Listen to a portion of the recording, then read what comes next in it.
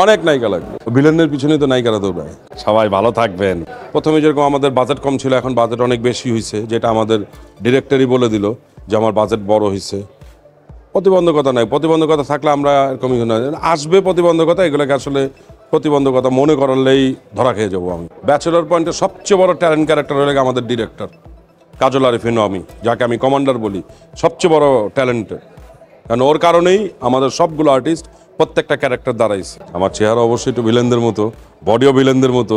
ভিলেনের পিছনেই তো নায়িকারা দৌড়ায়, কারণ ভিলেন যখন নায়িকার কাছ থেকে অলঙ্কার টান দিয়ে নিয়েছিল, তখন নায়িকারা দৌড়াতে থাকে ভিলেনের পিছনে। ভিলেন করতে মজা আছে আলাদা, অনেক বেশি মজা। কারণ প্রথম থেকেই মোটামুটি ভিলেনরা একটু নায়কদের প্রতি থাকে, নায়কের সাথে জিতে যায়, লাস্টে যে হারা যায় ওটা কোনো ব্যাপার না, ওটা সিনেমার ক্ষেত্রে হারতেই হয়। ভিলেনদের নায়িকা বেশি থাকে, কারণ অনেকগুলো নায়িকা থাকে, যে কোনো একটা নেওয়া যায়। নায়কের নায়িকা থাকে একটা। 2.5 বছর পরে যেহেতু ব্যাচেলার সিজন 5 আসতেছে, এটা নিয়ে আমরা বেশি মনোযোগী ছিলাম, কারণ আমাদের প্রত্যেকটা সিজনেই আমরা একটা সিজন চলে যায়, ওইটাকে চ্যালেঞ্জ মনে করে আবার সামনেরটা নেই। কারণ একটার পর একটা ভালো করতে হবে, নাহলে দর্শক কেন দেখবে? ভালো করলে তো দেখবে, না করলে তার কেউ দেখবে না। আমার অগণিত দরকার, ভিলেন হইলে অগণিত, অনেক নায়িকা লাগবে। সবাই ভালো থাকবেন।